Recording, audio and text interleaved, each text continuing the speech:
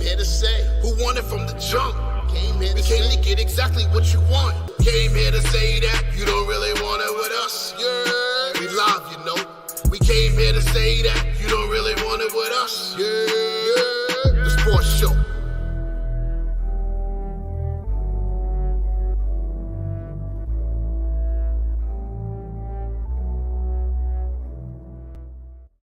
Yerrr. Yerrr. Get a clip of everybody saying Yerrr one by one. I'm going to do something with that. Well, what's going on, ladies and gentlemen? Welcome back to another episode of the Yerrr Sports Show, episode 137. You see, I have the mic back. I'm prepared this time. I am your host, Big Baby, a.k.a. the Soul of R&B. Does this sound static? Just now it did. Yeah, it does. I sound staticky, or is it? Yeah. Is me? Okay, so. Do I sound staticky? No, you sound good. You perfect. Thank you. I know I am. Oh, Ah! oh, jeez. Starting this already. Hi, niece. Hi. Congratulations. Thank you. Hi, sis. I guess we're gonna have to. Well, didn't you just finish 9th grade? The fuck?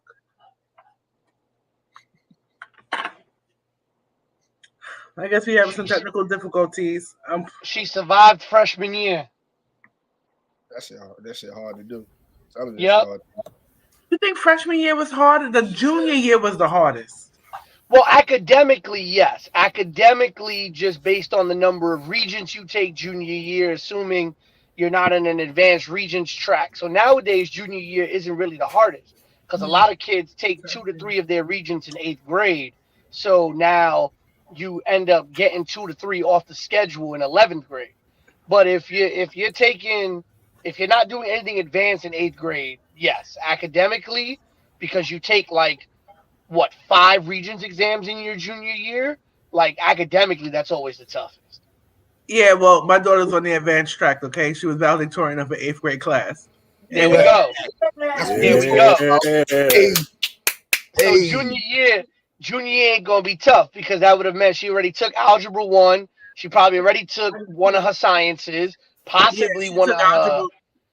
She took algebra 2 this year.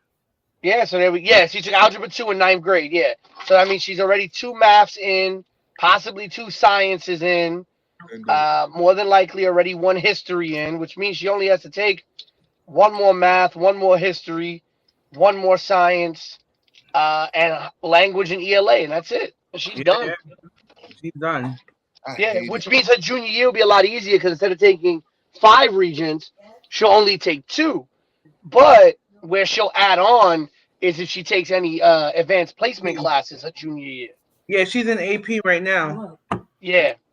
I hated it. I hated the regents. I got on my nerves. I hated it too. I was the last graduating class that didn't require a regents to graduate high school. Oh, that must have been wonderful. That's some bullshit. I had to take 9 to get my advanced regents diploma. Of course you got it, Dave. Yeah, I got my advanced regents diploma too, and I graduated late. Yeah, 3 sciences, 2 history, 2 math, ELA, and a language. 9 regents for your advanced regents diploma. I got the minimum to get the hell out of there, and that's what I did. I feel you. And I almost didn't make it. Thank God for Shorty in that math class. So you pulled the New York Knicks. You damn Skippy peanut butter and jelly I did. I'm playing that. I'm trying to get the fuck up out of South Shore by any means necessary. Not playing. Not happy. Wasn't gonna catch me, Satan. Shout out to Miss Henry. No, man. Seeing that my audio is fixed, we have the voice of the generation at the bottom left, Pete Rosado.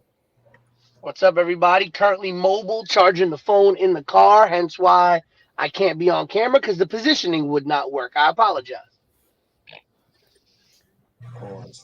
We have, I don't even know what your nickname gonna be no more since you don't got no hair. So. Oh, I thought y'all liked me not having hair. Nah, it's fine. I just don't have no nickname for you. Yo, my son saw me the first time without hair. He was blown. He was like, "Oh my god, yeah. almost didn't recognize it. Well, it's BK. It's BK Matt until we figure out something else to call him. Thank you. Appreciate it. What's going on, y'all? Free Dame Dollars. And the queen, the ruler of the Yerrr Sports Show, Queen Tay. I did not sign on that. Like, What's up, y'all? You don't got to sign on to nothing. Exactly. You don't got to sign on to nothing. We should have a say so in that. The ruler. Come on. The ruler. Yes. Why are you not in the mood today? I don't know. It's like today I woke up and for the first time in a while I woke up in a bad mood. You woke up choosing violence today, or just woke up in a bad mood? Yeah, I don't know what the hell it is, man. Today, I don't know. God is good. I woke up. I got a chance to work out and do some things on my day off. So, you know, I got to look to the bright side of things. But today was just not my day. I know the fella. You're right. You know, we have a moment. We have our moments. Yeah. We all do. People don't really know, but I suffer from anxiety. So I have my moments where my anxiety gets the best of me. And today is one of those days. I feel you. We all got our personal demons we got to fight. We ain't alone on the anxiety front. I don't have personal demons. I am the demon, bro.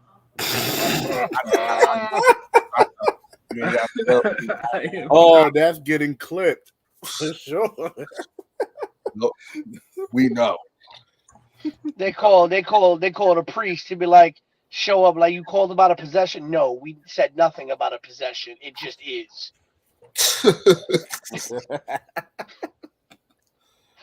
Oh man! Shout out to Respect the Craft. They said I was there with you, Pete. That AP Regents diploma. Yep. You gotta listen. 9 regions. Hell no. 9 regions. They made it harder now because now you got to take 3 math. You only got to take 3. You got to take 3 math and 2 sciences. And you got to take a language, which is like Spanish, right?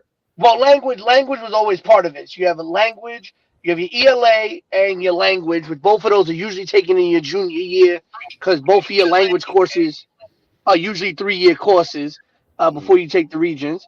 Then you have 3 math, which now is Algebra 1, Algebra 2, and Geometry.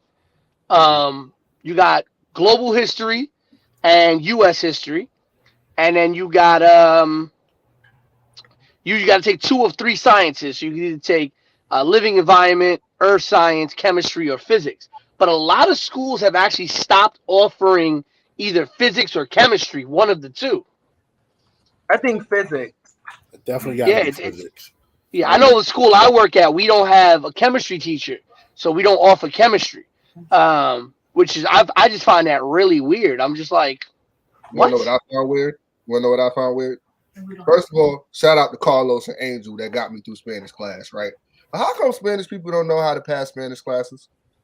It's not that we don't know how to pass Spanish classes. Different one. Huh? Yeah. It's a different Spanish. Especially like the New Yorican Spanish dialect is completely different from what you would consider. What they teach you is Spanish from Spain. Yeah, Castilian Spanish. Yeah. And if they put you so Matt, if they put you in a regular Spanish class as a Spanish speaker, usually you can pass it. Like Tavia said, though, the difference is the Castilian Spanish versus the Spanish you taught natively. But what usually happens is if you're a native Spanish speaker, they'll usually put you in advanced placement Spanish or honors Spanish. So you end up taking either the Regents your freshman year or you go right into AP Spanish. The problem with that is a lot of young Spanish kids do not know how to read or write the language. There's always one of those 2 that are deficient. So like for me, I could read Spanish and I can I was an anomaly. I could read Spanish and I could understand it and I could write it. Like if you were talking to me, I could write Spanish. I couldn't speak Spanish as well because I didn't have the vocabulary knowledge. I was raised on English, which a lot of Puerto Ricans, especially those who come to the mainland very early on, are usually raised on English. a lot of Spanish cultures usually maintain their Spanish a lot better than Puerto Ricans do for the most part. So their children know how to speak Spanish and understand Spanish. Most of the times it's the reading or the writing. And most of the time it's really the writing in Spanish that screws a lot of them up. Yeah, it's the writing. Because when you have to do the AP exam, or remember the Regents exam, you have to actually write a full-on essay in Spanish. And the AP exam is even worse. You do a lot of writing in Spanish. And that's what throws a lot of kids off. Yeah, see, I personally wanted to take French. You said what? I wanted to take French. You should I have. took French. Fuck that. My school offers Italian and Japanese. Where the fuck do you go to school at? Italian and yeah, so the school that I work at is located in kind of like lower Washington Heights, upper Harlem, because the boundaries seem to change all the time now. So a large portion of our student population is Latino, and so their thought process was let's offer programs so that our students can actually be trilingual.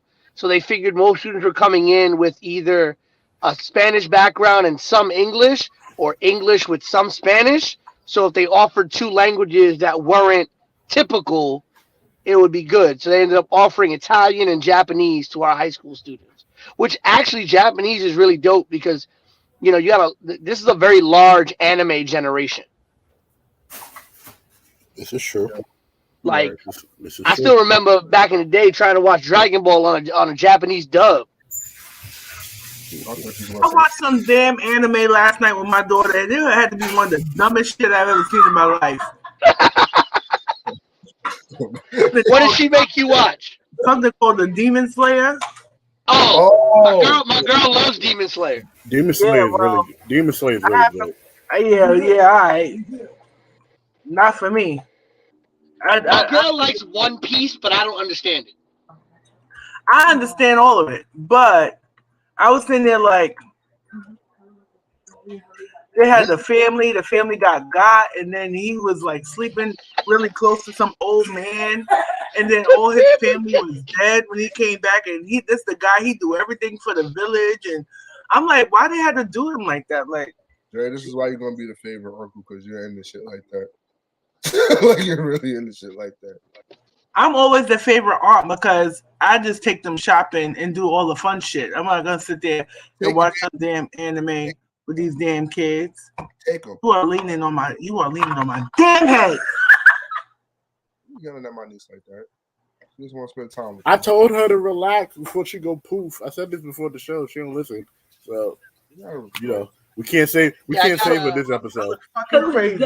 Yeah, we can't save for this episode, y'all. But if you want to take people shopping, take your fucking nieces. Got me spending $400 into this. more months. My girl is into this One Piece. It's got like a 1,000. He's still talking about Demon Slayer. No, he said One Piece. No, my girl's into One Piece. That's like 1,000 something episodes. And Why you sound so something. You sound farther and farther away. Would you lean your car seat back? No, I didn't. I just connected the car to the phone. You got comfortable? You're just like, all right. fuck that, yo. Like this. That shit work. Yeah. All right, y'all. Let's get into sports. We talking about anime for 15 minutes. We probably but I just, you know what, I'm just one of them people. Like, I know all the nerdy guys will be like, "Oh, she's just your average black girl who doesn't want to watch anime and all that shit like that." But like, I really tried, and I did try. I tried. I didn't even have. They're gonna be like, "Oh, she's just a nerdy guy. She only likes the bad guys, and don't give the black nerds a chance." Stuff like that. So that's it. You know how y'all do. Hey, stop explaining yourself. Fuck that shit. You wasn't in. It's not your cup of tea. I was sitting there like, listen, I get the smoke. Nah, because there really do be guys online that be like, Typical. She's so typical. She don't. They don't like just nerds. doesn't They go for understand the. good They go Yeah, for the she bad doesn't like dude. nerd culture. Just Listen, I get I tried. bet you if it was living single, she'll watch that. Right. I get the smoke all the time. Yeah, and then there was this other one called Vampire Night that I tried that my daughter was watching. Peter. You got And it was called Vampire Night, and then I find out that there's some incestuous shit going on. She's gonna marry her fucking brother and have kids with her brother. Like, what type of bullshit are they teaching these kids or these adults or whoever the hell be watching this shit? Now, Sailor Moon, a very popular. Sailor Moon is my favorite anime of all time. Like, but that Sailor show Moon is was very problematic too. I only watched the first. To be honest with you, I only watched the first season, and I remember I was 12 years old, and Sailor Moon used to come on in the middle of the night, like 4:00 in the morning, and we used to get up to watch Sailor Moon. And I remember there was an episode where Tuxedo Mask died, and I was in shambles. And he came back as the Arabian Prince the next season, and I was like, you know what? This is some dumb shit that I'm watching right now. I ain't gonna hold you. I didn't know. Yo, I never understood the obsession behind Tuxedo Mask. He was the most basic of Tuxedo dude Mask was characters a ever. pedophile. What are y'all talking about? Tuxedo Mask That too. was a pedophile. Y'all like. But listen, Tavia, don't even feel bad. Don't even feel bad because I get the smoke. I get the smoke because apparently. Are you serious? You didn't know that? Hold on, Pete.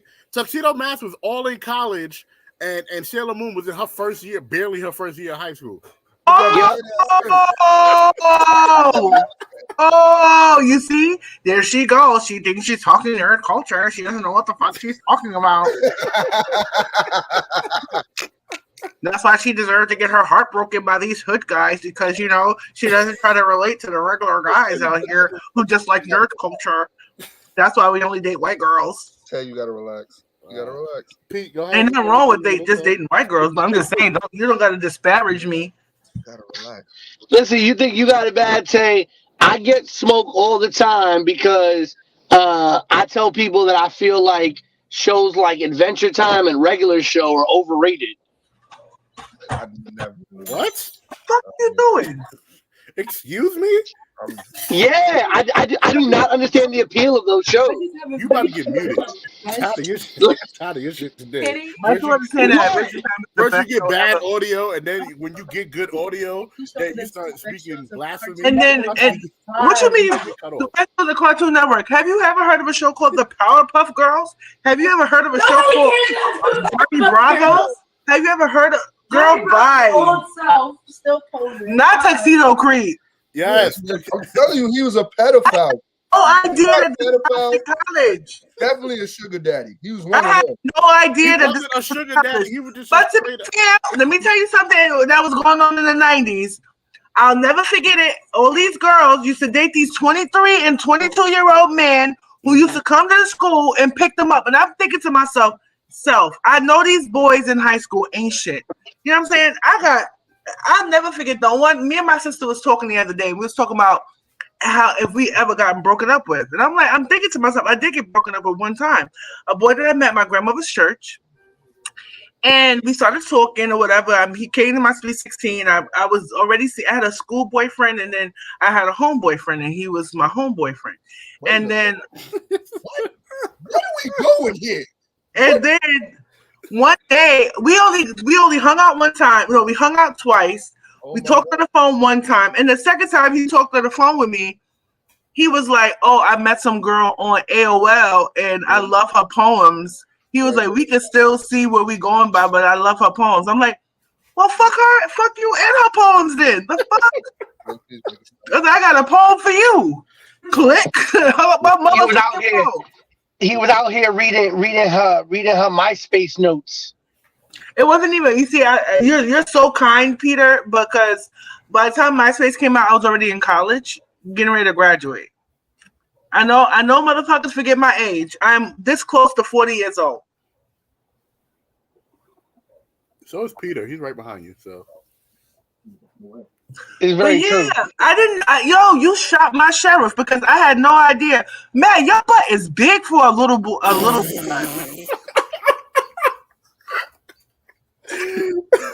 and a fat butt. God damn, shorty. I feel like I'm in an AOL chat room right now. Yeah, you packing that thing. That thing is. Oh shit! Jeez, your sweatpants rolls up in the back. God damn, rolls up. Just all I God want. damn. I be thinking, huh? You be swinging it all. I love it. Yeah, boo. Do your thing. Renaissance era. I just want to tell sports.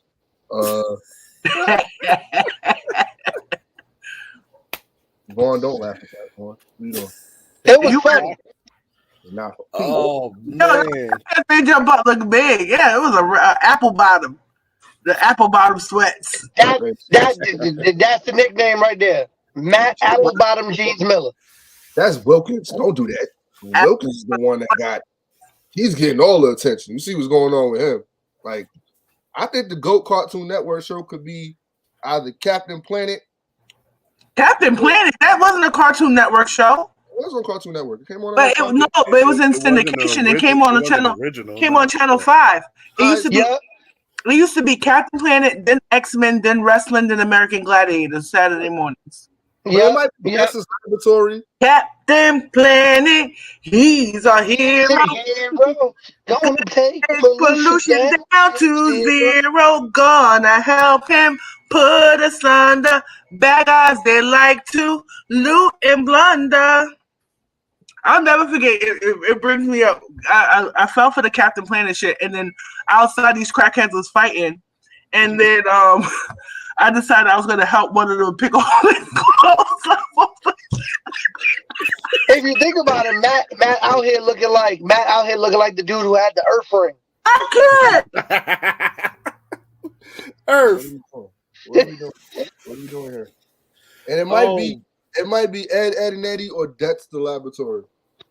Or Powerpuff Girls, truth be told. Ed and Eddie was that ish though. Can't even lie.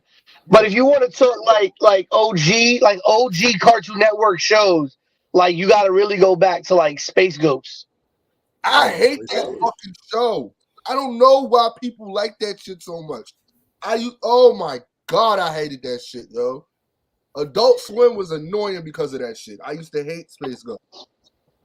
Well, no. You hated the Space Ghost talk show that they did. I'm talking about Space Ghost. Was it? It was it. I'm talking about Space Ghost, the original actual cartoon that Space Ghost came from, right? You had Space Ghost. You had Johnny Quest. What's he talking about? I fuck with Johnny Quest. Haji was my nigga. Haji was that dude. Haji was my nigga. That's the most loyalist black dude. Sim Salabim. Yep. He was always reliable. That's a real nigga, bro. Yo. I can't believe we are 30 minutes in. Because don't nobody care about Victor Wembanyama. Because don't nobody care about Victor Wembanyama. We care about whether or not, people remember Coward Chicken and Two Stupid Dogs. Yo, I love Two Stupid Dogs. Get up. Coward Chicken was that shit. Two Stupid Dogs. Coward Chicken was that shit. I ain't gonna hold you. Coward Chicken was Two Stupid Dogs. Two Stupid Dogs. Johnny Quest. I remember Zim Zalabin. I had you know what? People are so racist.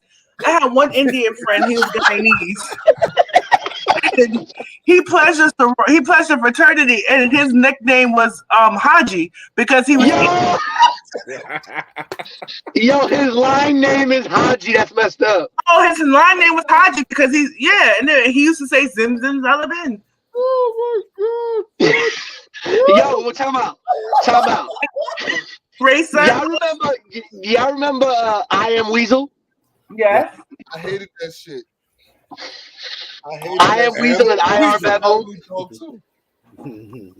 Oh my god. Haji was the most loyalist nigga I've ever seen on Cartoon Network, yo. He had no couth. None. My man was always available. Yo, out here, But then you got yo. Now you want to know who was always reliable was that little devil character on Cow and Chicken. Well, isn't that cute? But it's wrong. Oh my god. Nah, the Powerpuff Girls and Johnny Bravo, like nothing was touching Powerpuff Girls. Yo, Johnny Bravo was crazy too. Mojo Johnny Bravo Jojo would funniest nigga ever. Yo, Johnny Bravo would not last in this generation. Oh no, Johnny Bravo out. He was rapey as hell. Super rapey as hell. And he lived with his mama, and nobody saw that as a red flag. Y'all still got me fucked up thinking about Tuxedo Mask. I didn't know his big age. He was hanging out with these young fucking teenage girls. Right, trying to save the world and save what's her name? And save Sailor Moon. No, because what I was saying before about Captain Planet, when I was younger, because of Captain Planet, I was on this kick about saving the planet. Like I said, there was two crackheads fighting outside and one bust the other bag in the middle of the street. So my 6-year-old self was like, I'm going to save the planet. This is littering. And then I picked up all the crackheads, homeless guys, dirty clothes, and my mother busted my ass. Now, you know who was a womanizer? You know who was a womanizer? What? Who? Don't nobody talk about the inappropriate relationship that was happening in the mayor's office at Powerpuff Girl. Yeah, I mean, Jesus Christ. The shit that we watched as a kid, and then we had fucking, R. Kelly, you know how I feel about that bitch. And then he talking about how he's fighting for his life in jail. Motherfucker, keep fighting for my life. Keep fighting, bitch. And it ain't, listen, I know it ain't Cartoon Network, but you want to talk about inappropriate shows. Bitch. We were out here watching Rocco's Modern Life. My man was eating lunch at the Choky Chicken. Oh. No, Ren and Stimpy was crazy. Yeah, Ren and Stimpy was nuts. Okay. No, because of all the sexual innuendos that we were consuming as kids. You know that, and you know what's funny? You know what's really interesting? The dude who created Rocco's Modern Life not doing that. Also wrote SpongeBob. About that. Not doing Yo, let me tell you something. There's no cartoon on this earth that I hate more than SpongeBob fucking SquarePants. That's the dumbest cartoons I've ever seen in my life. Sometimes I fall asleep with Nick at Night on because it has like this marathon of Friends. And then when I wake up in the morning and SpongeBob's in the laugh, I'm homicidal all fucking day. But can we talk about, you want to talk about goats though? Nick at Night has always been the GOAT channel to watch late at night and fall asleep. I'm tired of George Lopez just popping up on my screen, brother. George Lopez was funny as hell though. I'm not gonna lie. George Lopez was funny. And all them little old, like, that's how these kids don't know about, like, the Brady Bunch, the fucking Partridge Family. Like, all those cornerstone shows that we watched as kids. Like, MASH. But not even that. I was watching Laverne and Shirley, Three's Company. Happy Days. Yes. Mm-hmm. Happy Days. That was my show. I thought I was going to marry Fonzie, bro. And don't nobody and people want to talk about how fucking Fonzie. Nobody people want to talk about how UPN died with Malcolm and Eddie and all that. But don't get me wrong, when UPN went to playing all the old like black shows, like I was watching Good Times and all that. Nah, so my TV was for us. UPN was for us. It was. But you fucked up when they put some show called Homeboys from Outer Space.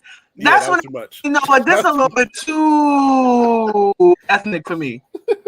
Nah, you know what my favorite show was? It was one. You know what? Just to bring this shit full circle, all y'all motherfuckers that's been sending these memes about these submissive people dying and stuff, the people in the submersive and all stuff like that, y'all are going to hell. Y'all are going to hell.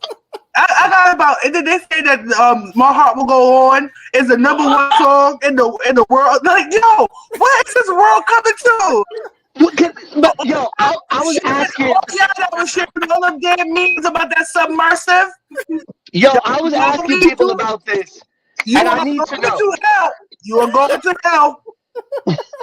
I need to know this though, and I think y'all three. My heart will go on.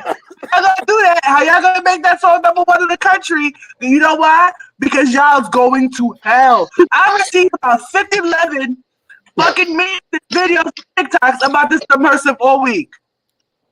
This world is. I don't know what happened since the pandemic, but it's brought out the most savage side of people. We are violent as a human race, but OMG, my TikTok was flooded with all the things about how Ariel was going down to perform under the sea for the new people in the fucking. No, the people from Black Panther, the Black Panther went and attacked their submersive, like, and how they was like, oh, Jack found out that Rose was able to fit him on board. Like, yo, when I tell you y'all going to hell, like. But I have a legit question. The only person I feel bad for on that little ship was the kid that did not want to go on the ship in the first place. That part. That part. Person I feel but here's my question. This is a tragedy. It's a tragedy for him. But I also want to understand something, and maybe y'all three can help me on this. What in the hell? What in the hell is our continued obsession with a ship that has been sunk for 112 damn years on the bottom of the ocean? The bottom of the ocean. Why are we still obsessed about the Titanic? That's not our thing. That's not our thing. That's a them thing. That is a them thing. Like, did y'all know that the CEO of the company who was in the submersive, that whatever, the CEO of the company was married to a woman who is a direct descendant of two people who died on the Titanic. Her great-grandparents were two people who died on the Titanic. I just want to talk sports. That's all I fucking want to talk. Well, listen, maybe Victor Wembanyama and his 9'7" wingspan could have saved the submersive. It took everything in me to not start the show with a submarine game. I had like 6 ready. I'm just like, if I play them back to back, that's all it's gonna be. Hell, but you walked into hell. That's what you walked into. Nothing but hell. We went from talking about Ren and Stimpy to Captain Planet, Haji being that nigga, and now the poor kid that died in the submersive. I don't know what the fuck is going on. But you know, make it make sense. Found out Tay is pimping niggas in these streets. I didn't even know it. I couldn't believe it my damn self. What? She had an at-church boyfriend, an at-home boyfriend, and a school boyfriend. I didn't even know. You know what? Let me tell you something. I don't know if I ever told y'all this story, but you know when I knew that man wasn't shit? I was 10. I was 11 years old. And this boy on my block liked me. And I'm like, yo, but don't you go out with Regina? And he was like, nah, she go out with me. But I'm her boyfriend, but she's not my girlfriend. And I sat there, he had me fucked up at 11 years old. I really sat there and I was like, you know what? Men ain't shit. He's fucking 10. How you gonna put him in there? How you think at 10, 11 years old? I was 11, so that means he was 12 because I was a year younger than everybody else. Oh my God. That was how you come to that conclusion at 11 years old that he was like, no, she go out with me, but I don't go out with her. You could be my girlfriend. I was like, you know what he's telling you? You're getting all of his attention. She just craving for it. That man had game. He had it. You just at that moment, let me tell you something. I've always been a menace since the day I was born. But at that moment, the president of the She-Ra Man Haters Club was born. Yo, how did we forget about Thundercats though in that whole conversation about cartoons? This motherfucker going back to cartoons. I just want to talk sports. Then join a sports podcast. We talking about life right now. We are more than sports, man. We are More than sports. Exactly. Hashtag bigger than More than sports. sports. We out here talking about submersives. We gotta talk about the stuff that's really happening in this world. Like, if anybody want to know where my villain origin story came from when it came to relationships, it happened at that exact moment. I'll never forget. I walked home. He gave you bars. He gave you bars. Guess what? I never. Let me tell you something. And when I was in high school, I'm like, you know what? I'm gonna have a school boyfriend and a home boyfriend. I wasn't having sex with them, so it didn't even matter. So what? A little kiss and hug and whatever. He was giving them the cookies. And I went to high school mad for. He was giving them the his Buttersburg. I know that's what you're doing. A what? A butt grab? Yep. He was getting them Only the home boyfriend got a butt grab. The other boys just got kissed.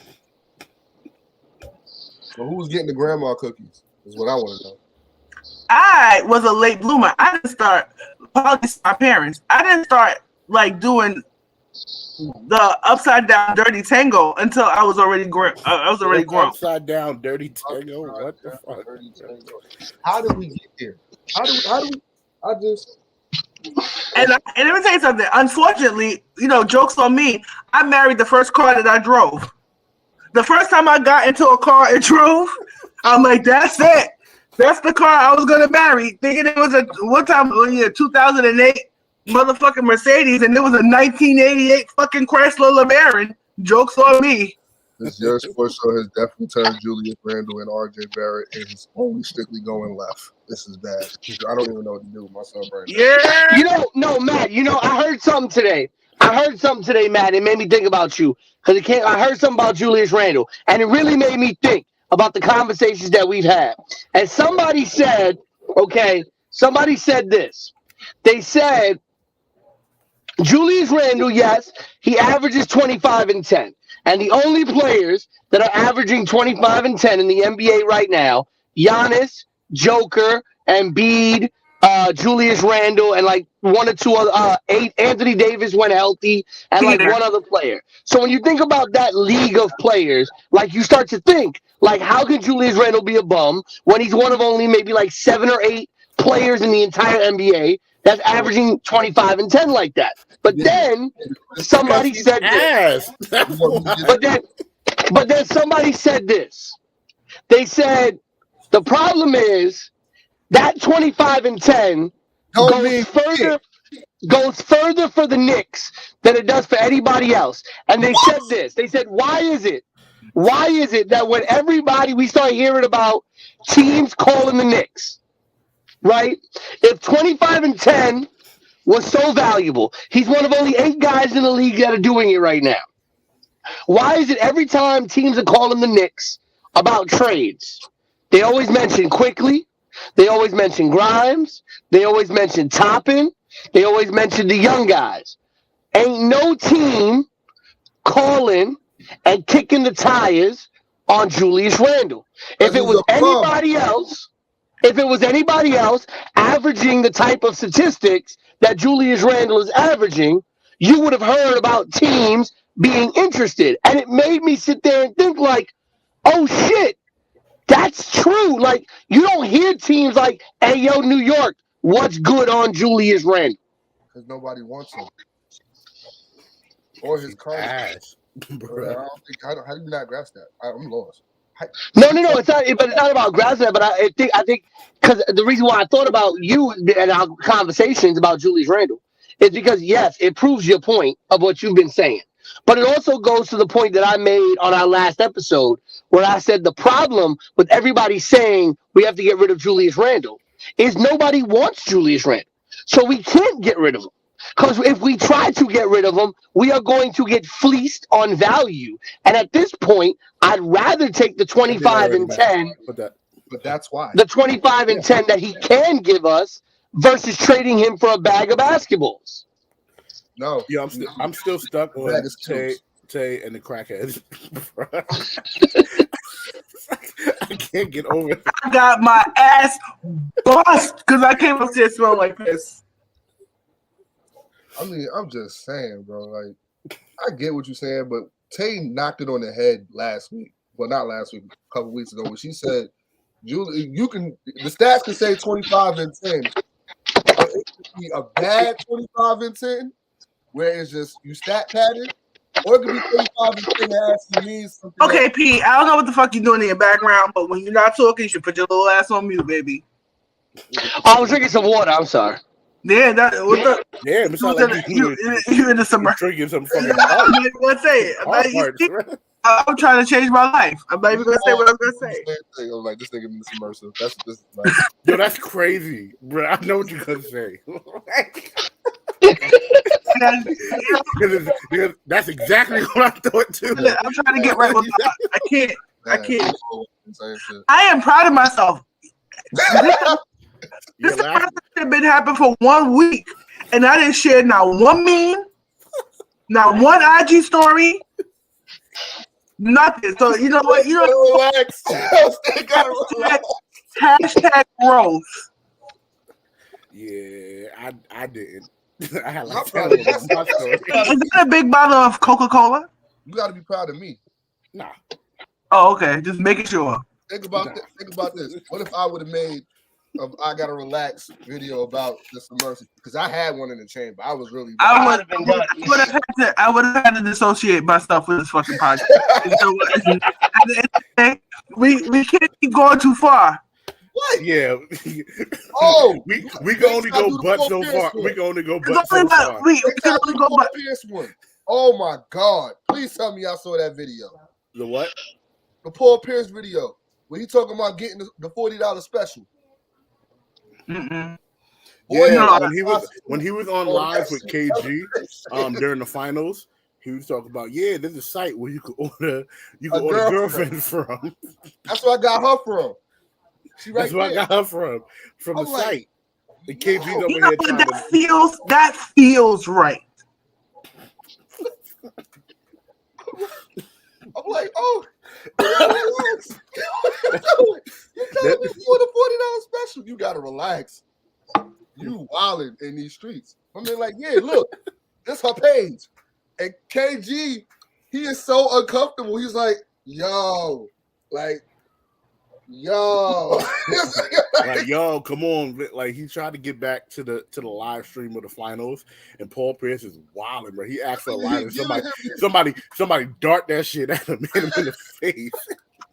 I feel like Paul Pierce just lost his damn mind when he retired. He is exactly who I've been saying he is, by the way. He said I got it on the website. I was like, what is he doing? I was like, what is he doing? Bro, watching that live was crazy.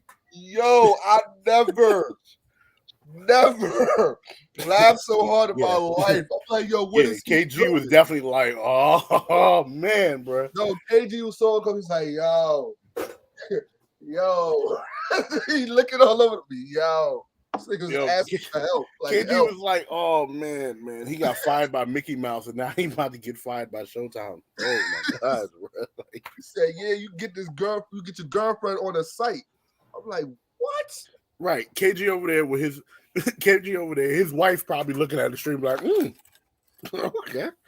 Like, oh yeah, you get. Oh yeah. And then Paul Pierce did a whole apology again for like the second time.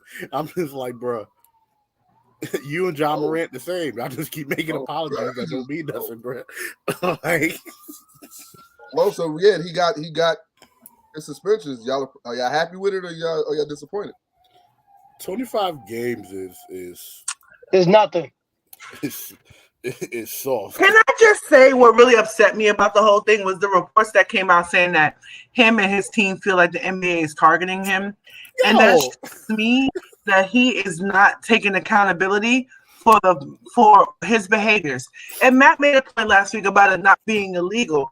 Being illegal and being illegal and being a violation to your career is two different things, right? And I feel like for the fact that he didn't learn from the first time, and I give him a big pass all the time because I say that he's a young kid, he's 22 and this and the third, but that shows me that the people that he has in his corner do not give a rat's ass about his ability to keep his career. You could be a gifted athlete, but if your head is not on straight, it means nothing. It means nothing. It means nothing. And 25 games, that's nothing. That's nothing. Nothing. I mean, it's a little bit more. It's a little bit around a third of the season. Granted, it's going to be without pay, so he is going to lose money on that. Probably going to lose some endorsements if he hasn't already. So, it does hit him in the pockets. It does hit him on his money. I do agree that it should have been longer. I honestly was expecting half the season or the whole season. I heard somebody say that 25 games makes him ineligible to be selected for All NBA or stuff like that, which he has kickers in his contract for that. So that's going to affect his money as well. But it's upsetting. It really is, because as you said, Tay, it shows that he's not taking accountability for this. And listen, this is what conduct detrimental to the league. At the end of the day, you can do dumb shit that may not be illegal. But at the end of the day, you represent the NBA. As an NBA player, you represent the NBA. It's like all those times where people come out and say, especially when white people and all these Karens get into trouble and they're like, don't you know who I am? Please tell me who you are, because you acted like a whole fool. And when your company finds out that you are utilizing them to try to gain leverage and you are misrepresenting their public relations, you're going to get fired, because they don't want to be associated with that. And at the end of the day, the NBA does not want to be associated with this kind of behavior. And listen, we can sit here all day and talk about how overboard David Stern was in his characterization of the black populace of the NBA as thugs, but the idea behind it of trying to make the league more buttoned up, trying to make the league more corporate, trying to make the league more attractive to sponsors and larger scale things. All of that was was the right idea. The way David Stern went about it was a little bit fucked up and a little bit on the heavy-handed side. But at the end of the day, the NBA does not want to be associated with this kind of tomfoolery. You really slept on that word there, tomfoolery. Yeah, he was holding on that one. He was ready. I was in the chamber. I was definitely in the chamber. 25 games is, I don't think it's enough, but I think he does have terms and conditions on what he has to do, like Kyrie Irving had to do getting back to the court. I see a lot of people comparing the incidents too, between Kyrie Irving suspension and Nike dropping him and Nike not dropping Ja Morant. What do y'all think about that? About Nike keeping Ja and not dropping him, but dropping Kyrie? It's bullshit. Thank you. I ain't do the same shit for Kyrie. Stan's 100% right, by the way. In that last comment, he plays Silver like a fiddle. Stan said, I would give him half a season just off the strengths, because he played Silver like a fiddle, which he did. Yeah. Which he did. But I said this a while ago. I didn't say it on the last episode, but you saw me animated about it.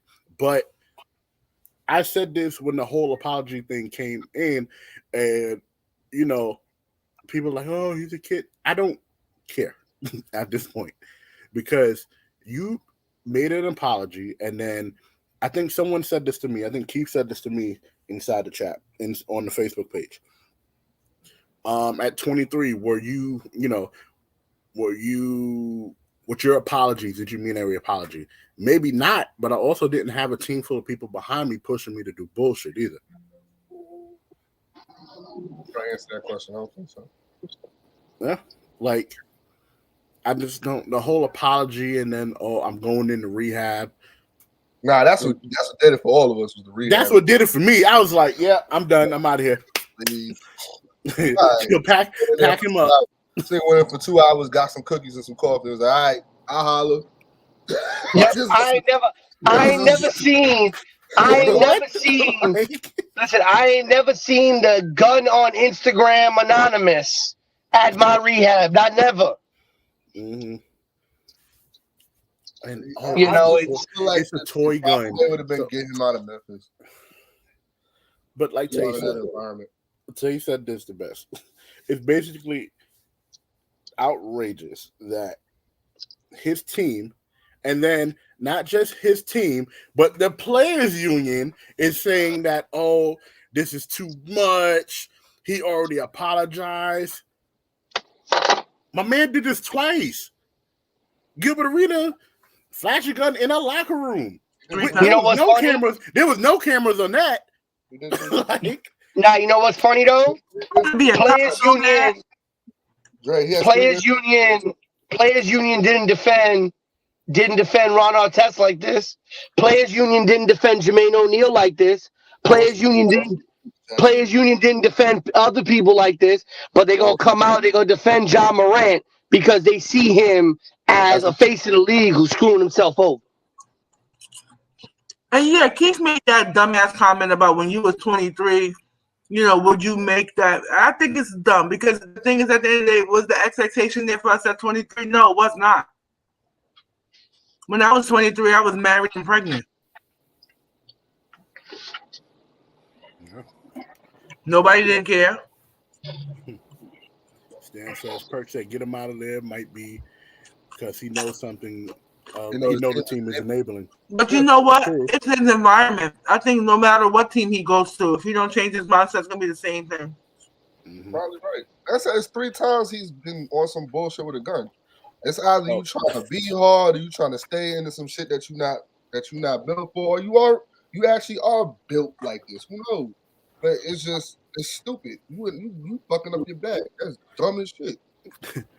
And even his mom, and even if I know my son is a basketball phenom and he got millions of dollars to lose, his career, his reputation, I'm not calling him to an altercation at a fucking store where, you know, to be honest with you, I just call his bodyguard.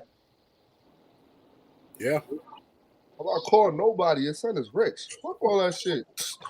What the fuck are you doing? It makes sense. Earl said, the issue is the second offense. Wasn't as clear cut as the first. If it was done in reverse, there would be no issue. What's up, fam? Yeah, he said something else earlier. I don't know if I want to post that to get you in trouble, but I ain't going to. I think I did. Post it.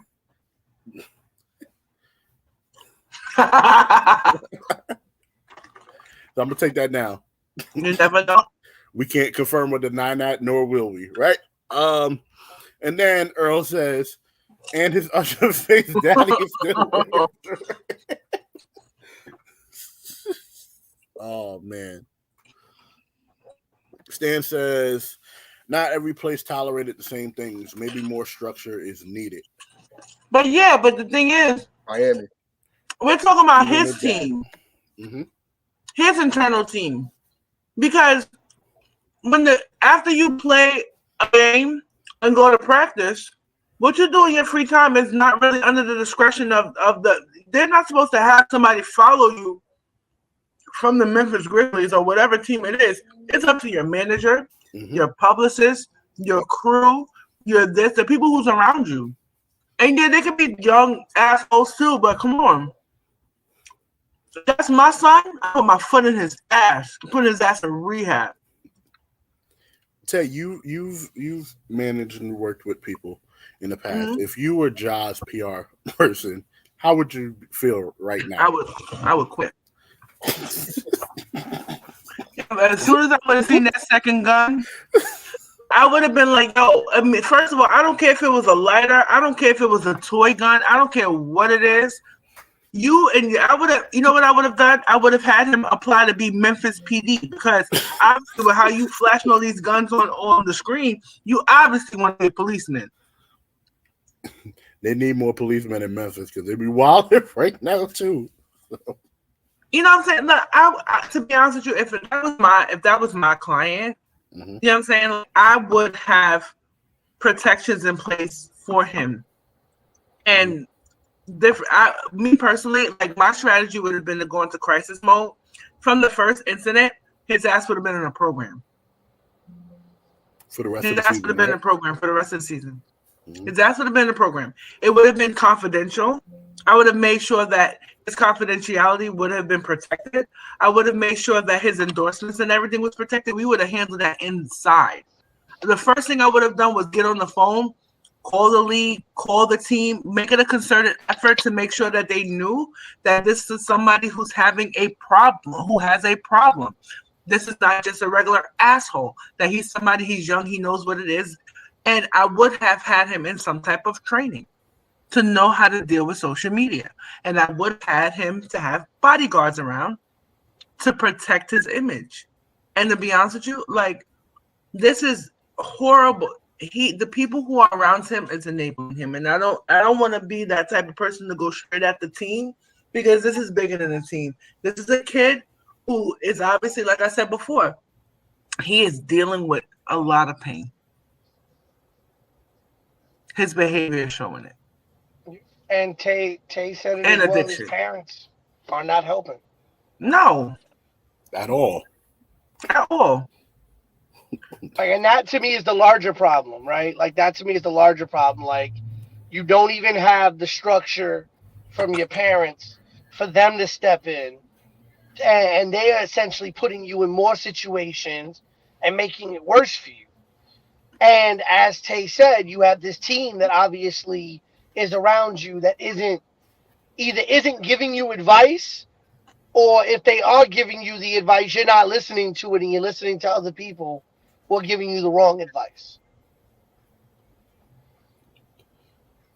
The whole Ja Morant thing was just, it didn't make no type of sense to me, and how it was handled made zero sense to me, which is why I reacted how I did. But at the end of the day, yes, he is a young man, but at the end of the day, you represent a signal, you represent an identity, you represent the logo of the NBA.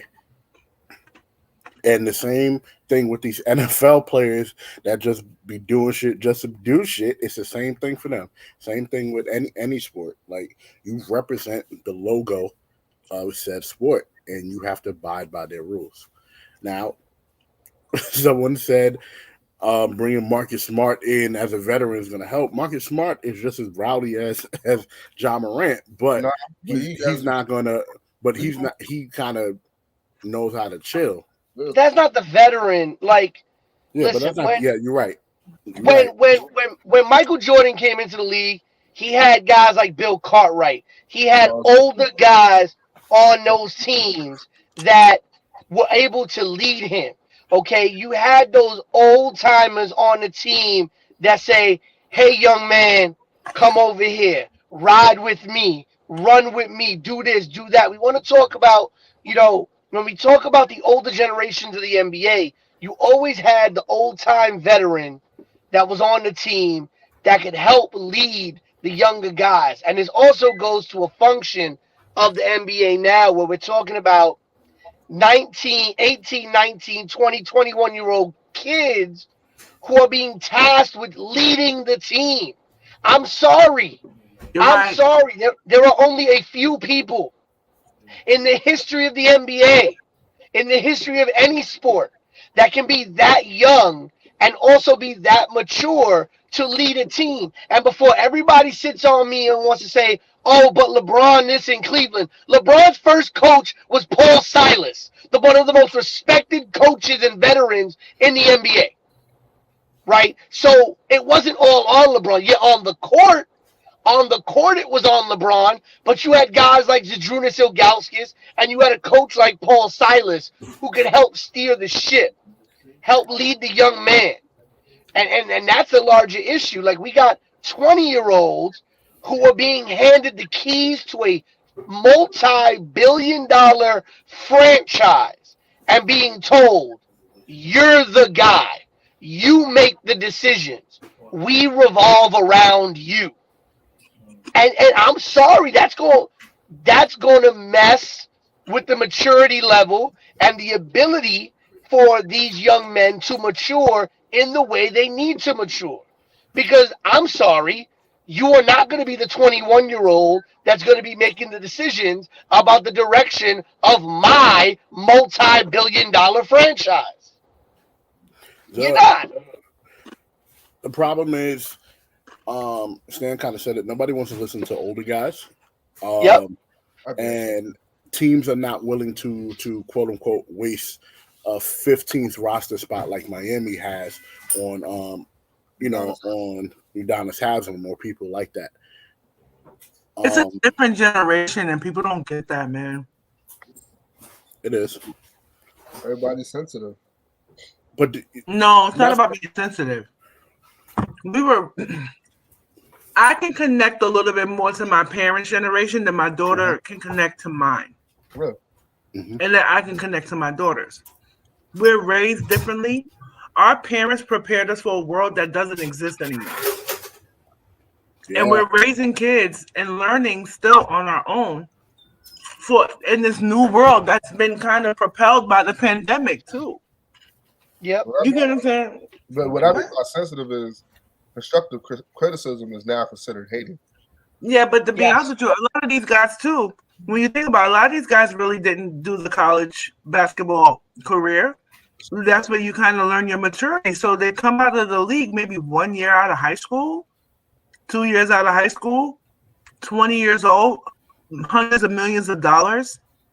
And we're putting a lot of responsibility on the shoulder. Like I would say, we're putting a lot of responsibility on the shoulder of kids who have been primed for this their whole lives and haven't been primed for any fucking thing else.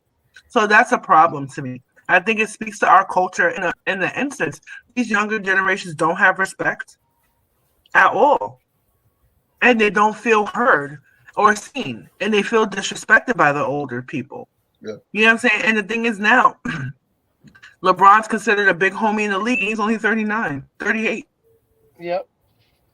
I mean, and there's a young man that I went to college with. When I went to Syracuse, we recruited a young big man out of Brazil named Fab Melo. And no, Fab Melo is. And Fab was recruited by Syracuse, brought to Syracuse on a scholarship, and Fab Melo was also dropped out of his scholarship and dropped off the team in his sophomore season, which is why Fab Melo declared for the NBA early. Because Fab Melo failed all of his classes and didn't do any work, and Fab Melo would openly walk around campus and say, I am not here to do work. I am here only to play basketball. Mm-hmm. That's it. Like, he was well known to say that to people. When people asked him, oh, Fab, how are your classes going? Oh, Fab, this. Oh, I am not here for that. I'm here only to play basketball. And unfortunately, Fab Melo lost his life at a very young age. Because when Fab Melo could not make it in college basketball, he declared early for the NBA. And then when he couldn't make it in the NBA, as Tavia said, he had nothing. Like, his life had no definition. His life had no definition. He did not know what to do with his life outside of play basketball because that's all he knew. That is all his life had been geared around. He was a big man, a big kid in Brazil, and they trained him to play basketball because that is what's going to be your future. That's what's going to make you money. That's what's going to make your family money. That's what's going to save you and get you out of your situation. And we've seen that through generations of people when it came to basketball and football. But as Tavia said, you get a lot of these young kids that's all they're taught. And unfortunately, when you have a young man like Fab Melo who's not with us anymore, and a lot of the reasoning behind that was, and people have given interviews about it later on, years after he passed, where he had told people he didn't know what he was going to do in life because he did not know how to do anything but play basketball. I don't know how many people ever saw. I think it was very early on in the 30 for 30 days. It may have been before officially at 30 for 30. But there was a special on ESPN about David Wesley, where he talked about going back to college. And he went back to his alma mater. And he was like, the level of depression that he felt walking around campus, the same campus where he used to be the man, the guy.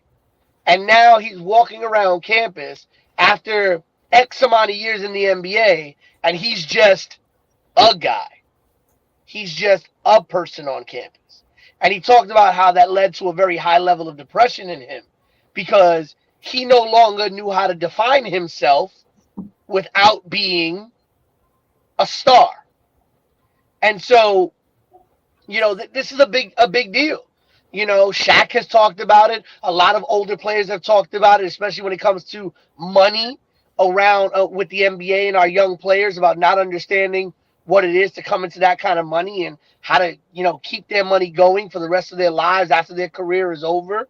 This is why unfortunately things like the big three are needed, right? Because there are so many of our older players who need the residual income from something like the big three because they don't have anything outside of basketball. And we need to understand that as our generations move further and further, we have to stop creating that cycle.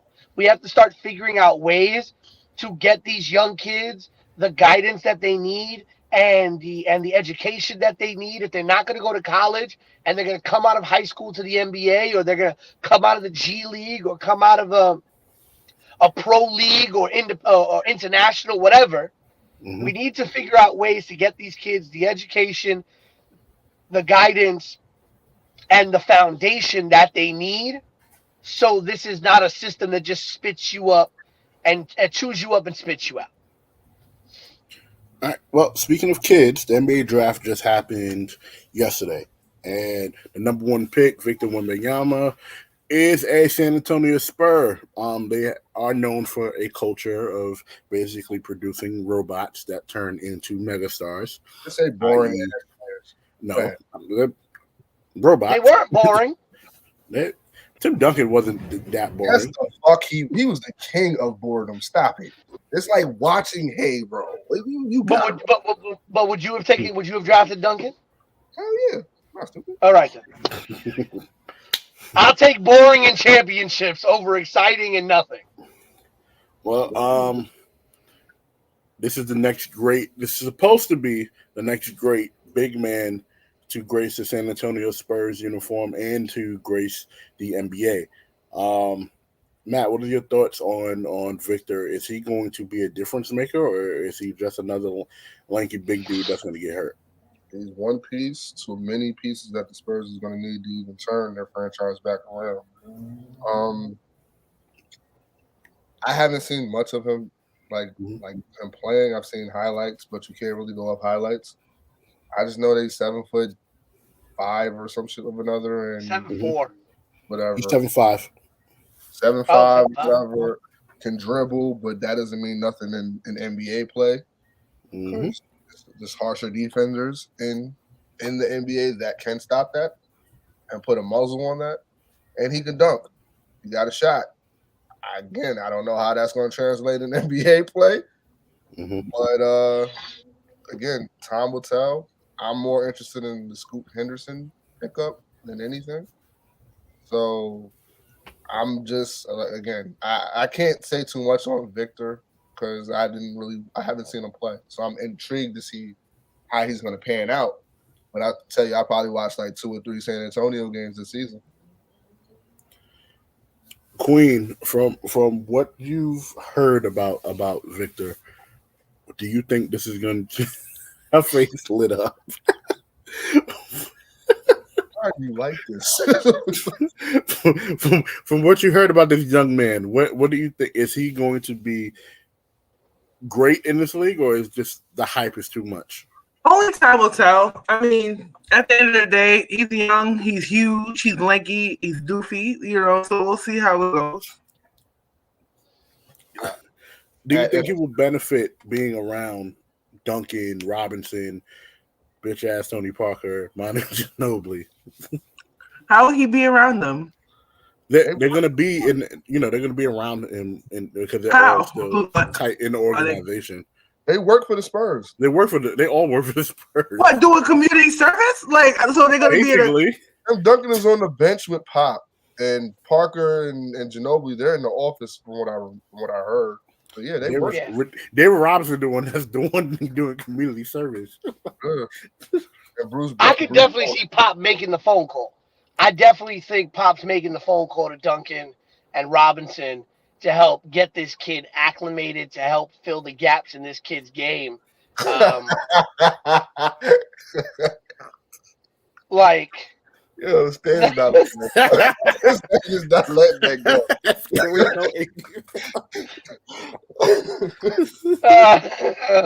But no, I think, listen, 7'4", the last two guys we saw come into the NBA that were that height or taller, either were injury prone or were very dominant, but then eventually went down to injury. And the two most recent guys that I'm talking about at that size is Yao Ming and Manute Bol, and Sean Bradley, I believe, was after Manute Bol. But really, you're looking at a lot of injury-prone guys. Granted, Wembanyama is a lot more athletic than those guys were. A lot younger than they were as well. I think him getting drafted by San Antonio was the best possible thing for him, because I think him going anywhere else would have been problematic, because I don't think anybody else would have had the system that San Antonio has to be able to support his growth, right? Pop knows how to cultivate Pop and that team, that international scouting team. If there's one thing San Antonio has done very, very well, is they've always understood how to identify international talent. And because did nobody see Tony Parker and Manu Ginobili the way the Spurs did? And they were able to turn those two guys into stars. The last two times the Spurs have had the number one pick, those two guys are bona fide Hall of Famers. So at the end of the day, I think the Spurs were good for Wembanyama and the best possible outcome for him. I don't know if all the hype is going to come to fruition, but I do think, barring injury, I think this kid can be really, really good. And I think being around, as you said, Dre, Robinson and Duncan is going to be the biggest influence on this young man's career from a basketball standpoint. Is he going to be the face of the league? I got something more interesting to talk about. So he is right. You guys are right. Only time will tell. I'm going to read you guys a post, and I want to see if you guys have any advice to give this person. I'm 38. Boyfriend is sexy and 22. He swears he's single, but I've been put into a baby mama fight club. Spent the night at my apartment, and several women put Apple AirTags on my car. Now I suffer random ass whoopings all over town. Attacked while getting my nails done, attacked in the Burger King drive-thru, wig snatched at the post office. He wants me to take self-defense classes and stop embarrassing his name by losing fights everywhere. He says he can't control what others do, but I can learn to protect myself. Recently, I found out he's been planning the fights and has guys filming and uploading the fights to his YouTube channel. I'm healing, but I'm also mad as fuck. Leaving him is not an option because I don't want the hood rats to win. Advice? Don't ask. No. Check yourself into a mental hospital because you have problems, sweetheart. Yo, what the fuck? You want me to do it? You really want me to do it? Her first red flag was he was 22. That's the first red flag. Why you dating a dude 16 years your junior? I'm sorry. That's the first one. Secondly, the minute the first baby mama showed up, I would have been out the damn door.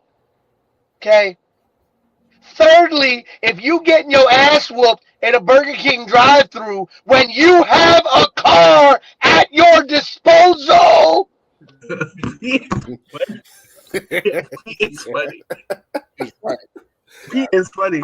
So y'all didn't find that funny at all? Because I found that story hilarious. That shit was hilarious. Like how air tags on everything. First of all, you need a new car. That's the first piece of advice. If you get air tagged up, first of all, what you need to do is take them air tags off and be smart and put them shits on other people's cars. right? Let them suffer the ass whoopings that you've been getting. Second, You getting your ass beat though. Like you haven't. What kind of hoop are you driving that you can't run over a ratchet baby mama? I don't know. Maybe they once upon a time being an unwilling participant in the baby mama Olympics.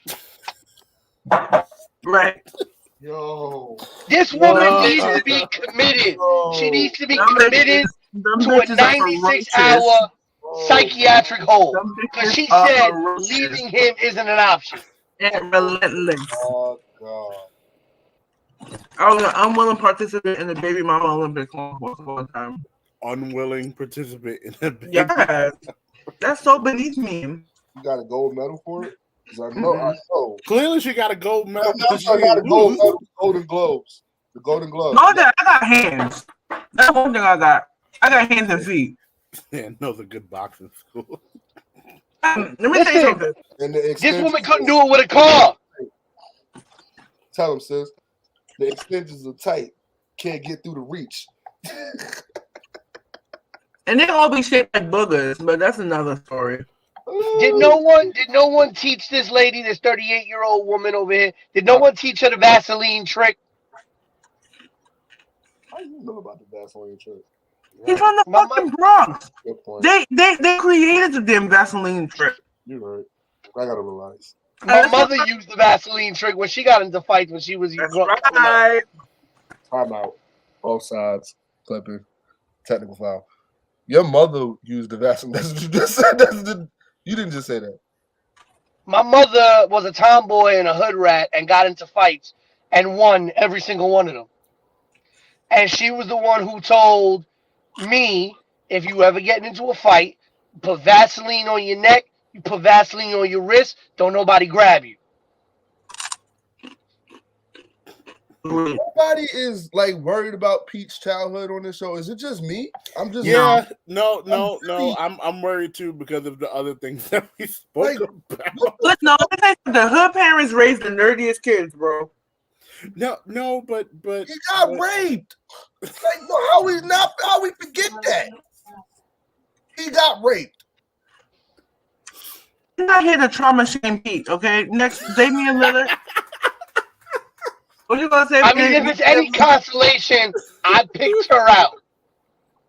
Oh my God! Now you sound like Paul Pierce. $40. Yeah, you definitely sound like Paul Pierce, bro. Please stop. Oh my! I know that Matt loves Damian Lillard so much. That's Matt's favorite basketball player right there, Damian Lillard. It's not Steph Curry. I'm surprised Matt didn't show up on today's show with a brand new Chris Paul Warriors jersey. Oh, it's coming soon. It's coming soon like a Kevin Hart movie. It's coming soon. It is. I'm telling you. Chris Paul gonna be so problematic for y'all. Y'all not young. Matt, how many titles? Wish I had Jordan Poole back. Gotta ruin shit. Jordan Poole was a cancer. He had to go. How many titles you think they win? Well, I don't know. Captain Falcon, Draymond Green, they punch him in the mouth. Yo, how we never replayed that video on this show is problematic to me. Yo, does nothing tell you? If this trade tells you nothing, it tells you just how much pull Draymond Green has on the Golden State Warriors. That they essentially ended up trading Jordan Poole at the end of this all. He was a good too. You said what? He wants to lead the team. No, I felt like that was a Steph Curry move. Nah, I feel like that was a money move, bro. They have this. They just gave that nigga his money last year. No, right, which is there will be severely over the tax next season if they kept Jordan Poole. So Jordan Poole had to be dealt with somebody on an expiring contract. It made sense. Yeah, but Poole's gonna give you more from a production standpoint than because Poole could still be a starter, and when Thompson and Curry, God forbid, one of them gets injured again, Poole can step in. I don't think you're expecting 50, 60, 70 games out of Chris Paul. I expected Jordan Poole to play better in the playoffs, but that's where my argument is going to go with Chris Paul too, where I'm going to probably agree with you. The fact that Chris Paul be hurt all the damn time every time the damn playoffs start. So basically, you have a free roster spot that you're paying $30 million for. All you got to do is just sit on the bench and watch Jesus go to work. That's all you got to do. Get holy and sanctified. Get caught in the spirit of light-skinned Jesus. That's all Chris Paul needs to do. It's a good spot for him. He needs some healing. After the career he had, he needs some healing. And it's a good thing they put him with light-skinned Jesus. That's all. Who's the starting? Not counting Steph Curry. Who's the starting point guard on that team right now? Steph Curry. No, not counting Steph. Like, for example, backup. Who? Yeah, Chris Paul. That's his backup. So, but here's my question, though. Here's my question. If you run a lineup of Chris Paul at the 1, Steph at the 2, Clay at the 3, God only knows who they're going to have at the Draymond at the 4 and Looney at the 5. Kuminga, Draymond at the 4 and then Looney at the 5, yeah. So who's your backup point guard when Curry and Paul both got to sit? Draymond Green. What are you talking about? You talking about point guard? And Paul and Curry are both sitting. They still have Moody too. They didn't get rid of Moody. Okay. Moody's still there. Because my thing is, I honestly think that they brought Paul in to take the load off of Steph so that he doesn't have to be the ball handler coming down the court, which opens Steph up to be more of a scorer than having to worry about handling the rock, which is putting Steph in a lot of situations. But that means that Paul and Steph, the best person to move off the ball. He's in a great situation right now. No, right, but that's what Draymond has been there for. Draymond averages the most assists on the team. Well, what I'm saying is, what's going to happen is I feel like Paul's going to be on the floor, obviously, with Steph, with Clay, with Draymond. So my thing is, when those guys are off the floor, there is a big hole on that second unit that a guy like Jordan Poole would have filled. Are you talking and they don't have that now. Are you talking about point guard? You got to be specific. If you're talking about scoring, okay, granted, Jordan Poole averaged 20 points a game. Granted, yes, cool. Hooray for him. He runs with the but the efficiency of Jordan Poole is definitely in question. Yeah. And again, once he got his money, he started acting brand new. So you gotta get him. You gotta get him up out of there, bro. Oh, and they still got DiVincenzo, don't they?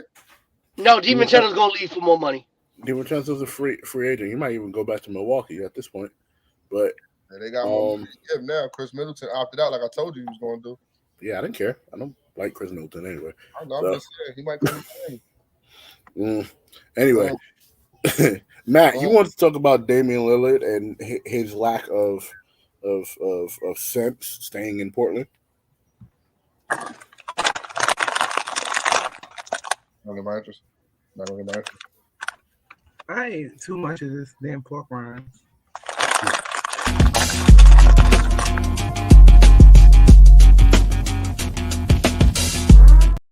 Jeez. I'm gonna get back to you with the pork rind shit because that I had a comment for that one. I'm gonna let that one slide for right now. But yes, we all know the greatness of Dame Dallas Lillard, aka one of the greatest 3-point shooters in the game, next to Steph Curry and Klay Thompson. I'm sorry I even have to do this. I don't even want to do this right now. Bullshit. You actually do this. I know, but I feel like I can't be biased. Tay gets on me all the time and says I pick and choose who I got to get on. And right now, Damian Lillard needs to fucking smoke. And I hate it has to happen. But you got to stop being loyal to motherfuckers. It's just some people you just can't be loyal to. And Portland ain't it. I'm sorry, it ain't it. There's nothing moving in Portland right now. You can't even get me to start a lineup in Portland right now. Go ahead, name it, Dre. Can you name them? You can't name them right now, can you? Why? Because they suck. Because I don't pay attention to Portland. They suck. Every last one of them suck. They haven't worked. Worth paying attention to is Dame Lillard over there. He needs to go, bro. I'm fed up. I'm fed up. You want to know what would be a beautiful sight to see? Damian Lillard competing for a fucking NBA championship. It would be great. I wish it would be in New York. The Knicks, the Nets, I don't care. Just somewhere other than fucking Portland. I hate Portland. I don't even know where Portland is. I think I don't know where Oregon is. It's somewhere over there. And I'm pointing over there. I don't know where over there is. That's because it's irrelevant to mention. He needs to go. Portland picked up Scoot Henderson. He's good. He's a good player. I think he was one of the first players that skipped college and went to the G League. And am I right, Dre? That's what he did. He went to the G League, played there, and then he got drafted. Dope player. Fan of him. He ain't it, though. He ain't going to be the help that Damian Lillard needs to compete for an NBA championship, especially in the West. With Denver looking like the fucking truth, with the Lakers looking like they about to re-up, with fucking Memphis and Ja Morant get his shit together, they looking good. Golden State looking good. Like,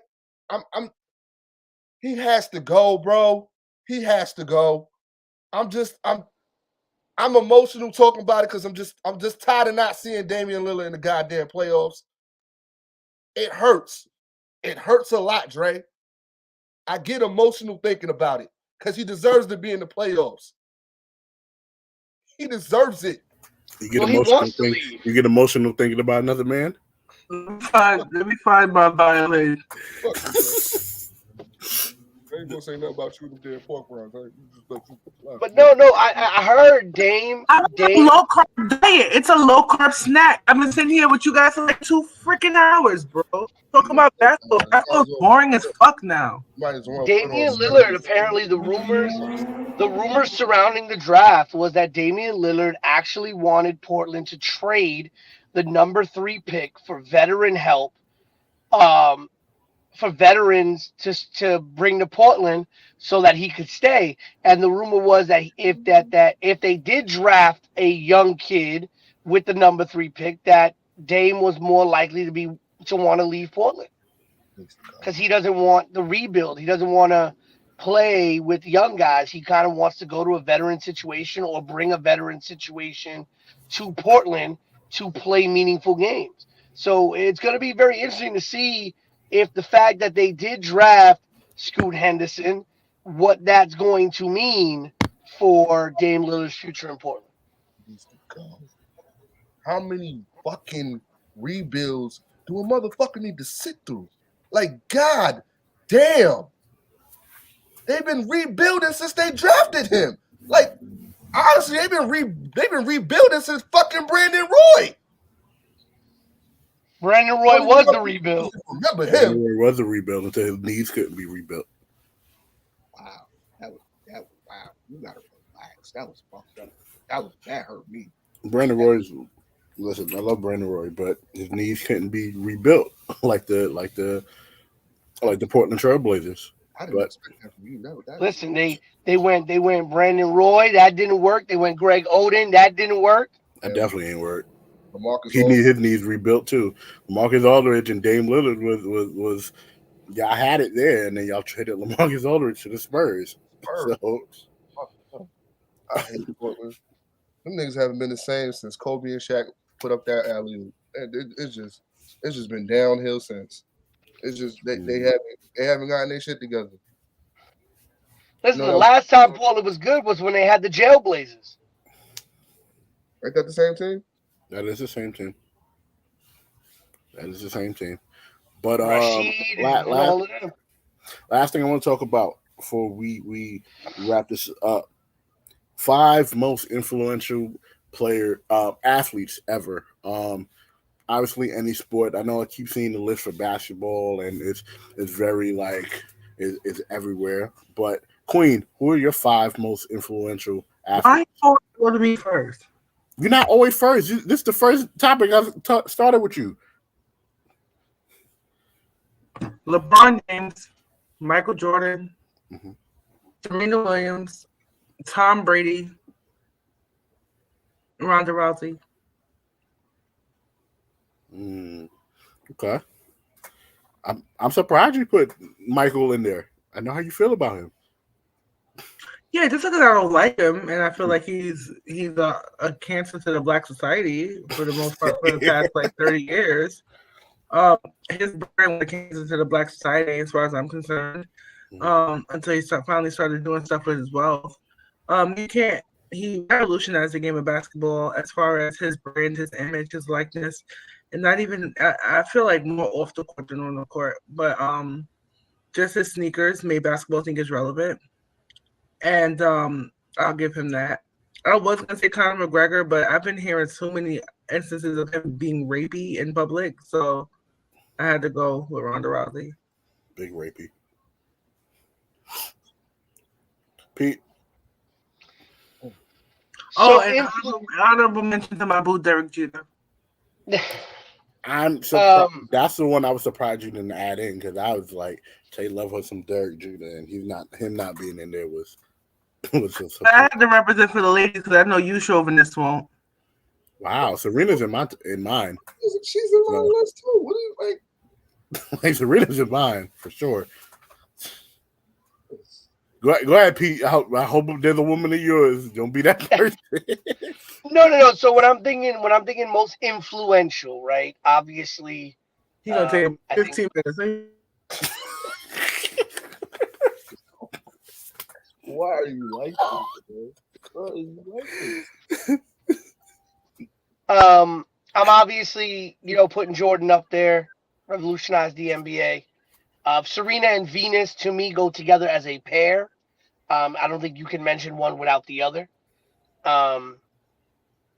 In the same breath, I put Tiger Woods. Tiger Woods single-handedly brought the black population to golf. With that also being said, I'm actually going to go a little bit before Jeter, and I'm going to say Ken Griffey Jr. Ken Griffey Jr. really kind of brought an entirely new fan base to the game of baseball as well. And I'm trying to really think on the football side of it. Tom Brady or Peyton Manning. He's the most dominant. I wouldn't say influential. Dominant, yes. If I'm going to go influential in football, oddly enough, I'm going to say Michael Vick. Amen. Michael Vick legitimately not only changed how we look offensively at quarterbacks and their skill sets, but Michael Vick's skill set as a quarterback also completely changed how NFL teams think about defenses and defensive linemen, and also just defensive ends. Like literally, Michael Vick gave rise to the edge rusher. Without him, there is no real revolution of the edge rusher position. Before you finish on your fifth one, isn't that a double-edged sword? Because every time someone sees a black quarterback, all they think that they can do is run. Unfortunately, yes, but I also think it just revolutionized how quarterbacks played the game, right? Because yes, we had the West Coast offense, we had the running gun offense well before Michael Vick, right? But those quarterbacks, were few and far between. The ones who actually had the athletic abilities to run, the Steve Youngs, right? Those were very few and far between. And the West Coast offense, was more about about mobility, but it really was about limited mobility. When you think about how Michael Vick revolutionized that position, it transcended racial boundaries because you see a lot of young white quarterbacks also becoming more multi-skill quarterbacks. But yes, you are right. It did kind of unfortunately put a lot of young black quarterbacks into a box of this is what you do. And yeah, I think Jordan, Venus and Serena, Tiger Woods, Ken Griffey Jr., and Michael Vick. Okay. Matt, what's up? Who's your five most influential athletes? Well, I'm just gonna throw Michael Vick out of the water because clearly Pete just gave us 30 minutes of that. So Michael Vick one. I'm going Allen Iverson because Jordan is kind of obvious. So I mean, let's give flowers to other players that have, shed light and influence, black basketball players as far as being true to themselves. So I'm putting Allen Iverson in there, Venus Williams. It goes without saying. Muhammad Ali, because he stayed true to his beliefs, and I'm gonna give y'all somebody that I don't think that none of y'all was gonna pick. And honestly, I thought Tay would have threw her on there, but I'm going with Cheryl Miller, aka I feel like she's the reason why the WNBA even exists, because she was the truth. She was giving it to men long before we even knew women could ball like that. So I'm putting Cheryl Miller in there. That's my top 5. Okay. Now with the AI pick,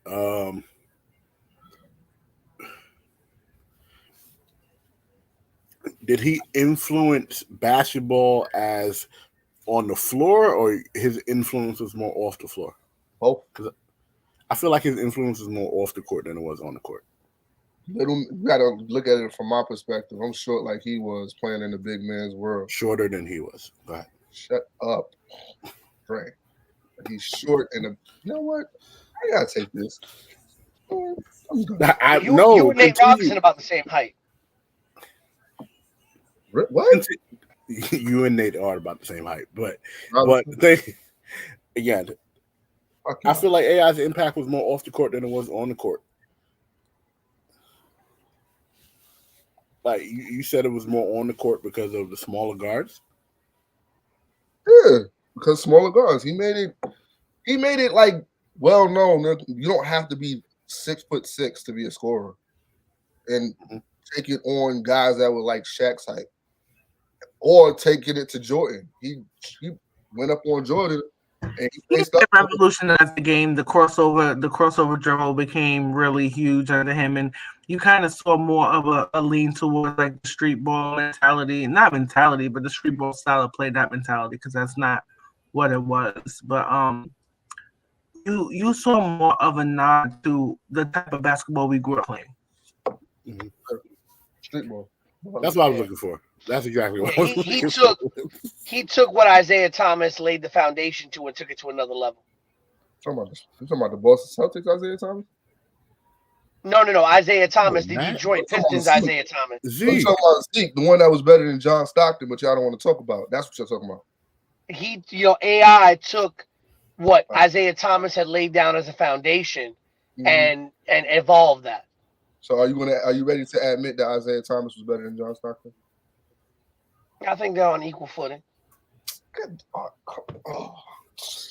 mean, Isaiah Thomas do got them 2 chips that he was the head. He does. He was the leading role man in that, the leading star person in that role. Joe Dumars was the lie. Go ahead and lie. Right, go ahead and say some bullshit, Pete. Go ahead. Dumars. Dumars, Mahorn, and White Boy. Lambeer. There we go. I forget. I don't know why I always mix up DeBusschere and Lambeer, even though they're from different eras. You and Lambeer got the same hairstyle. I don't know how you just how you messed that up. But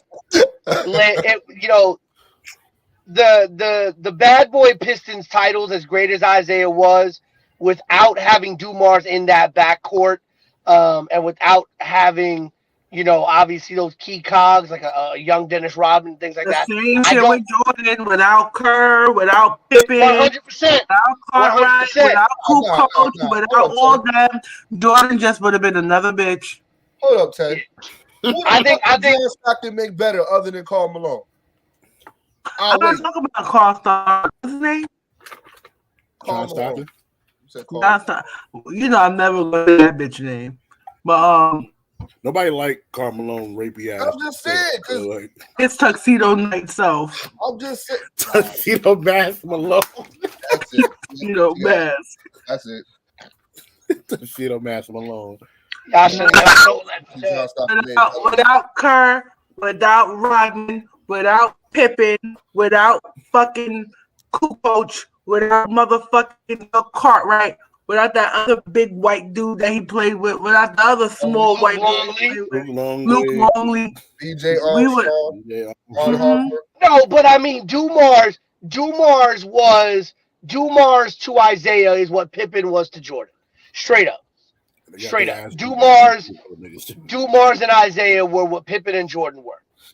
So we just gonna allow him to just sit here and try to downplay Isaiah Thomas like he's not better than John Stockton. That's what we're doing right now. No, we know that 90% of John Stockton's assists were to Karl Malone. That's it. To tuxedo mask. So we know. Nobody can name nobody else he made better. Where the fuck is Vin? Where's Vin? He usually have this shit on like really. Yeah, Vin conspicuous by his absence is definitely not here.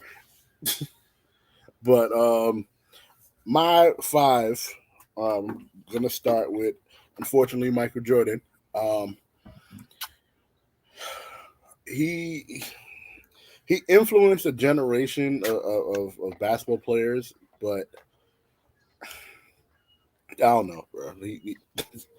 I think Michael Jordan gets too much. I think Michael Jordan gets more credit for being 6 for 6 in the finals, rather than the times where he didn't win and he did not make his team better at all. Sound like Scottie Pippen, bro. You gotta relax. Don't do that to me, bro. You really sound like Scottie Pippen. I mean, he won his 6 with Scottie. You gotta be skating on thin ice, brother. You gotta. And my fat ass will fall through that motherfucker too.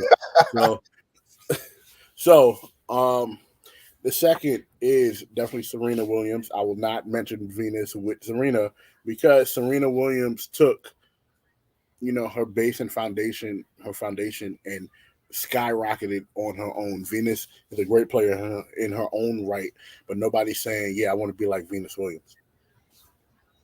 Most of the women who come up in today's tennis say, yeah, I always wanted to be like Serena Williams. Tom Brady, he made winning. He made you hate winners, and he pretty much changed the way how you see playing with what you have. Tom Brady's 7 out of 10. Come on. Shouts to the ones that we took from him, though. Shouts to the Giants, the ones we took from him. Shouts to the Jets too for basically giving him rings too. Shouts to them too. That's what we do. Okay. Yeah, y'all just be giving it up. It's not about this bitch ass fuck. How they doing Saquon? My next person, I'm gonna say Deion Sanders, right? I'm gonna say prime time. The flash, the substance, him like Bo Jackson being able to play 2 sports. Amazing in his own right, and I'm gonna say Bill Russell is the last one for me. Civil rights leader, activist, all of that. He helped usher in the era of what we have now for the NBA. So that is my 5. I'm about to post something Pete and his history. But shout outs to us. I didn't say Greg Ostertag. You did say Greg Ostertag. Anyway, shouts to us here at the Yerrr Sports Show. We're all doing big things. And that's it. I'm just a single mom who works 2 jobs, who loves the kids and never stops. Okay, Reba. For the kids. Okay, Reba. Mark, you're a survivor? Byron Oh man, that's all I'm doing. The biggest thing I did today was get out of bed. I'm a single mom who works 2 jobs, who loves her kid and never stops. Listen, I can't. You have to sing the whole song. Like you. I was planning in the past. Oh, my life is changing fast. Who I am is who I wanna be. A single mom who works 2 jobs, who loves her kids and never stops. What's the part? The heart of a fighter. I'm a survivor. Such a good song. Such a good song. He's like one step away from bringing up the white mamba again. You know that, right? This is what he's lobbying to do. You know that, right? Who? That? Oh my God, the redhead guy. That's what. Dude, that's Scallywag, my man Brian Scalabrine. yeah, man. My End the man show, Dre. Brian Scalabrine. End the show, Dre. Fucking Brian. How many titles did he win? I hate everybody. One. But for the voice of a generation, Pete Rosado. For Eraserhead, BK Matt. Jeff Harnessat. What the fuck are you For the doing? queen, the ruler of the Earth Sports Show, It's that Queen Mark Tay. It is your boy, Big Baby, signing off. Members Mark Eaton. Who the fuck remembers Greg Mark? Ostertag